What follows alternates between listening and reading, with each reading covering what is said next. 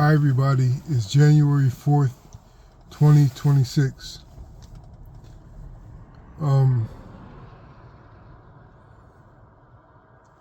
We like to talk about the moments in life where things don't seem so dire, or where things seem beautiful, or where the moments when you receive hope just from experiencing that situation.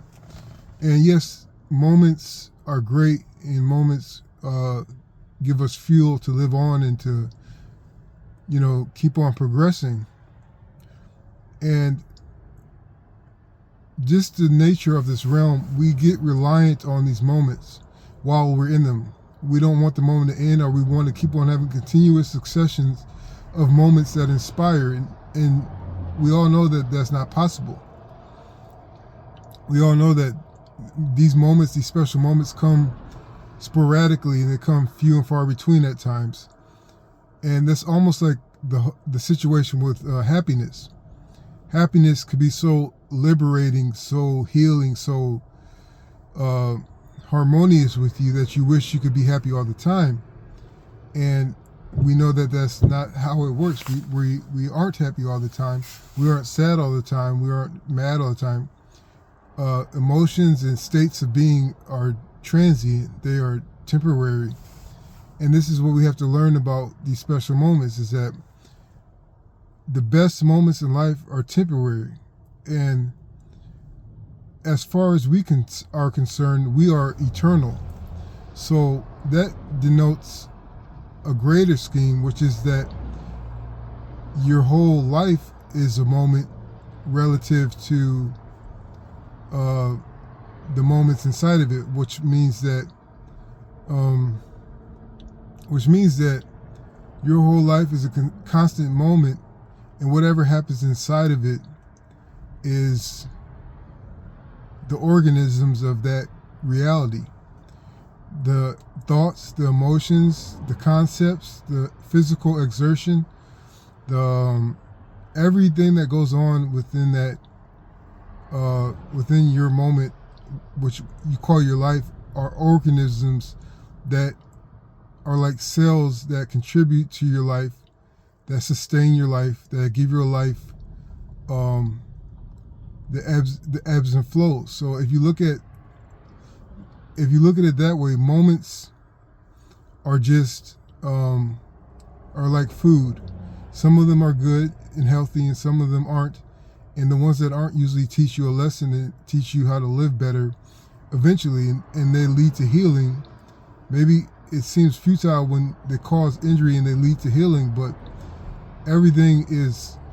some things are circular, which means that they are cycles that exact their importance on your life when you come to realizations and revelations.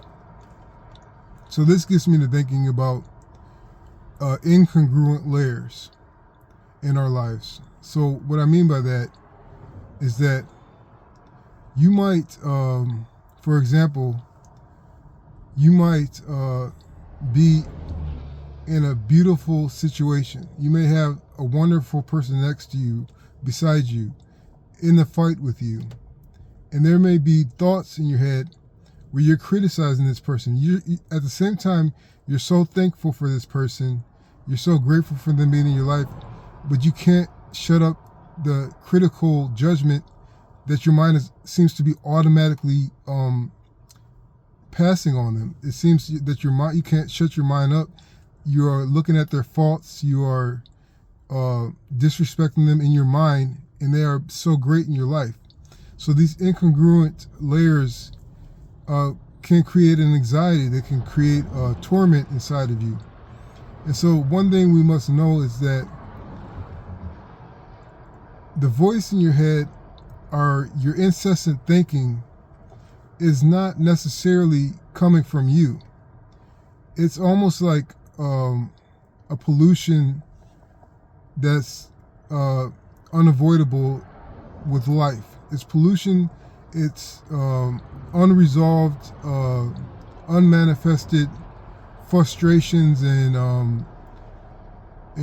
hopelessness that forms into a cloud of thinking that is negative or oppositional to what you are appreciative of, what you love and what you value. So those incongruent layers don't mean that it's you. It's just pollution that is spirited into your mind and comes out and manifests as ugly thoughts. Another incongruent layer situation could be where you are at the cusp of starting something new, but there's this half of you that can't stop looking behind, that can't stop complaining about what happened in the past, that feels the pain so exactly detrimental as it was when it first came, while you were at this cusp of a new beginning, which may lead to happiness, which may lead to progression in your life. So these incongruent layers, the reverse viewpoints that you possess at once, only should be dealt with as just learning to sit with yourself and allow yourself to be those two parts at once, to allow it to happen. And what you can see is that, just like I said before, moments are temporary occurrences. They dissipate. They aren't permanent. And just because you are feeling two-faced or facing two directions at once, it doesn't mean that you can never take your view off of behind you.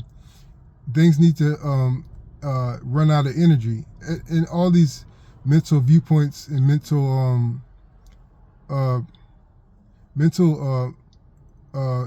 idiosyncrasies, they all dissipate because the energy that they are feeding off of usually runs out in a reasonable amount of time. And so one last incongruent layer that can trip you up sometimes is to hate and love money. You hate how you don't have enough money. You hate how money makes you a slave, but you love what money offers. And it might not be monetary things. Money can offer you time. Money can offer you peace of mind. Money can offer you freedom. And working may grind your patience to the bone. It may injure you physically and emotionally. You may not get along with the people that you work with. You may feel disrespected by your superiors at work.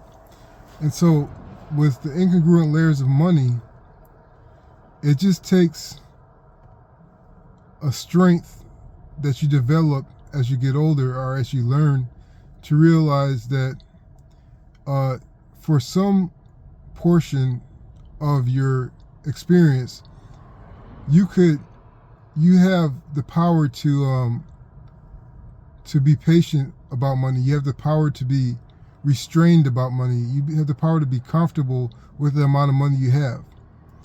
And even if you have a family or people that depend on you, the way that things work out usually, as long as you handle your responsibilities responsibly. I know that's kind of odd way to say it, but if you handle your responsibilities in a measured manner, you can take the slavery that money tries to put on you, and you can take your time and enjoy your life in the little moments that pass, in the time you have with friends and family. And usually God steps in and takes care of your needs, as long as you go to him. As long as you go to him in your mind throughout your day and appreciate him, you will see opportunities to survive and for necessities and resources coming into your possession timely. So I hope this helps. Thanks.